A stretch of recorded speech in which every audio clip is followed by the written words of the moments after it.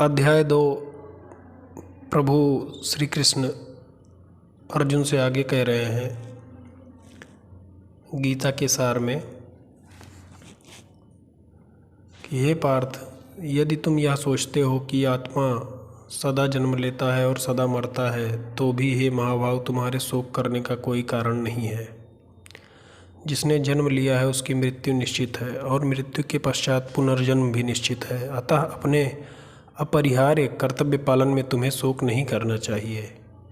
सारे जीव प्रारंभ में अव्यक्त रहते हैं, मध्य अवस्था में व्यक्त होते हैं और विनिष्ट होने पर पुनः अव्यक्त हो जाते हैं। अतः शोक करने की क्या आवश्यकता है।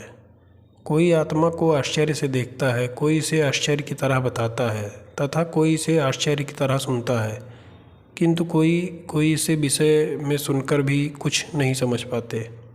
शरीर में रहने वाले का कभी भी वध नहीं किया जा सकता, अतः तुम्हें किसी भी जीव के लिए शोक करने की आवश्यकता नहीं है।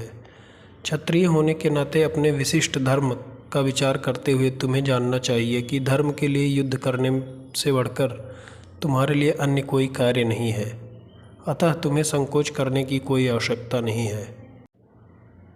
वे क्षत्रिय सुखी हैं जिन्हें ऐसे युद्ध के अवसर अपने आप प्राप्त होते हैं।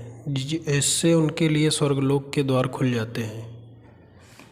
किंतु यदि तुम युद्ध करने के स्वधर्म को संपन्न नहीं करते हो तो तुम्हें निश्चित रूप से अपने कर्तव्य की उपेक्षा करने का पाप लगेगा और तुम योद्धा के रूप में भी अपना यश खो दोगे।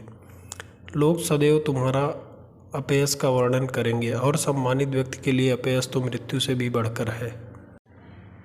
जिन जिन महान योद्धाओं ने तुम्हारे नाम तथा यश को सम्मान दिया है, वे सोचेंगे कि तुमने डर के मारे युद्धभूमि छोड़ दी और इस तरह वे तुम्हें तुच्छ मानेंगे। तुम्हारे शत्रु अनेक प्रकार के कटु शब्दों से तुम्हारा वर्णन करेंगे और तुम्हारी सामर्थ्य का उपहास करेंगे। तुम्हारे लिए इससे दुखदायी और क्या हो सकता है। तुम यदि युद्ध में मारे जाओगे तो स्वर्ग प्राप्त करोगे, या यदि तुम जीत जाओगे तो पृथ्वी के साम्राज्य का भोग करोगे। अतः दृढ़ संकल्प करके खड़े हो जाओ और युद्ध करो।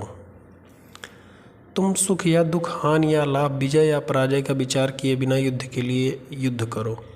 ऐसा करने पर तुम्हें कोई पाप नहीं लगेगा।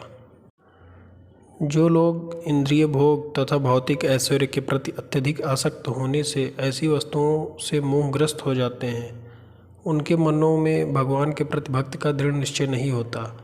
वेदों में मुख्यतः प्रकृति के तीनों गुणों का वर्णन हुआ है। हे अर्जुन, इन तीनों गुणों से ऊपर उठो। समस्त द्वैतों और लाभ तथा सुरक्षा की सारी चिंताओं से मुक्त होकर आत्मपरायण बनो।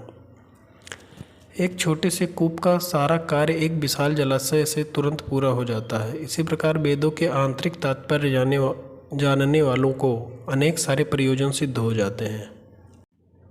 तुम्हें अपना कर्म करने का अधिकार है, किंतु कर्म के फलों के तुम अधिकारी नहीं हो। तुम ना तो कभी अपने आप को अपने कर्मों के फलों का कारण मानो, ना ही कर्म न करने में कभी आसक्त हो। हे अर्जुन, जय अथवा पराजय की समस्त आसक्ति त्याग कर समभाव से अपना कर्म करो। ऐसी समता योग कहलाती है। हे धनंजय, भक्ति के द्वारा समस्त ग्रहित कर्मों से दूर रहो और उसी भाव से भगवान की शरण ग्रहण करो। जो व्यक्ति अपने सकाम कर्म फलों को भोगना चाहते हैं वो कृपण है। भक्ति में संलग्न मनुष्य इस जीवन में ही अच्छे तथा बुरे कार्यों से अपने को मुक्त कर लेता है। अतः योग के लिए प्रयत्न करो, क्योंकि सारा कार्य कौशल यही है। इस तरह भगवत भक्ति में लगे रहकर बड़े बड़े ऋषि मुनि अथवा भक्तगण अपने आप को इस भौतिक संसार में कर्म के फलों से मुक्त कर लेते हैं। इस प्रकार वे जन्म मृत्यु के चक्र से छूट जाते हैं और भगवान के पास जाकर उस अवस्था को प्राप्त करते हैं जो समस्त दुखों से परे है। जब तुम्हारी बुद्धि मोह रूपी सघन वन को पार कर जाएगी तो तुम सुने हुए तथा सुनने योग्य सबके प्रति अन्य मनस्क हो जाओगे। जब तुम्हारा मन वेदों की अलंकारमयी भाषा से विचलित न हो और वह आत्म साक्षात्कार की समाधि में स्थिर हो जाए, तब तुम्हें दिव्य चेतना प्राप्त होगी।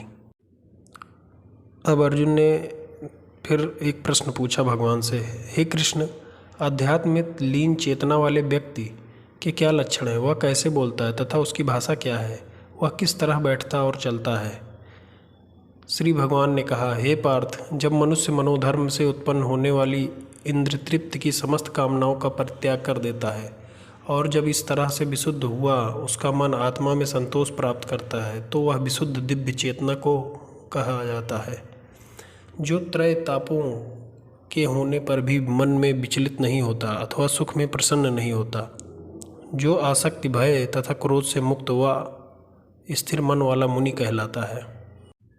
इस भौतिक जगत में जो व्यक्ति न तो शुभ की प्राप्ति से हर्षित होता है और न अशुभ के प्राप्त होने पर उसे घृणा करता है, वह पूर्ण ज्ञान में स्थिर रहता है।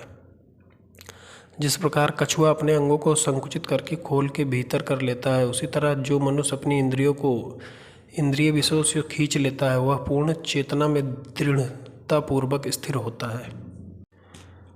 देहधारी जीव इंद्रिय भोग से भले ही निवृत्त हो जाए पर उसमें इंद्रिय भोगों की इच्छा बनी रहती है, लेकिन उत्तम रस के अनुभव होने से ऐसे कार्यों को बंद करने पर वह भक्ति में स्थिर हो जाता है।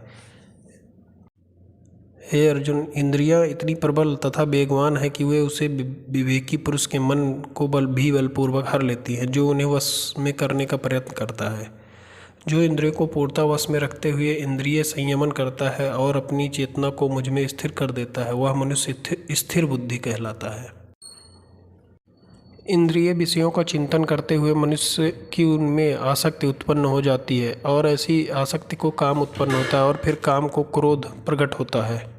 क्रोध से पूर्ण मोह उत्पन्न होता है और मोह से स्मरण शक्ति का विभ्रम हो जाता है। जब स्मरण शक्ति भ्रमित हो जाती है तो बुद्धि नष्ट हो जाती है और बुद्धि नष्ट होने पर मनुष्य भवकूप में पुनः गिर जाता है।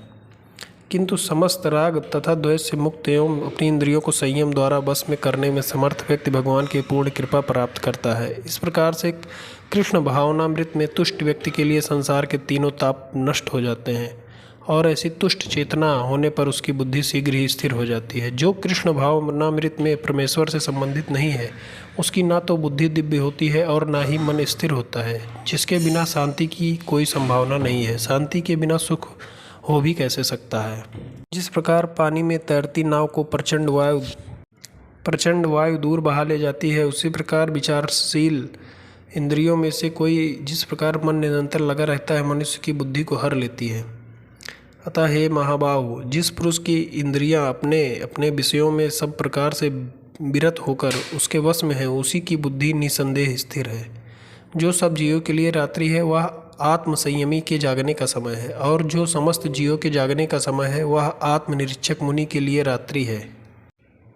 जो पुरुष समुद्र में निरंतर प्रवेश करती रहने वाली नदियों के समान इच्छाओं के निरंतर प्रवाह से विचलित नहीं होता और जो सदैव स्थिर रहता है वही शांति प्राप्त कर सकता है, वह नहीं जो ऐसी इच्छाओं को तुष्ट करने की चेष्टा करता हो। जिस व्यक्ति ने इंद्रिय तृप्ति की समस्त इच्छाओं का परित्याग कर दिया है, जो इच्छाओं से रहित रहता है और जिसने सारी ममता त्याग दी है तथा अहंकार से रहित है, वही वास्तविक शांति को प्राप्त कर सकता है। यह आध्यात्मिक तथा ईश्वरीय जीवन का पथ है जिसे प्राप्त करके मनुष्य मोहित नहीं होता। यदि कोई जीवन के अंतिम समय में भी इस तरह स्थित हो तो वह भगवत धाम में प्रवेश कर सकता है। इस प्रकार श्रीमद् भगवद गीता के द्वितीय अध्याय गीता का सार का भक्ति वेदांत तात्पर्य पूर्ण हुआ। जय श्री कृष्णा।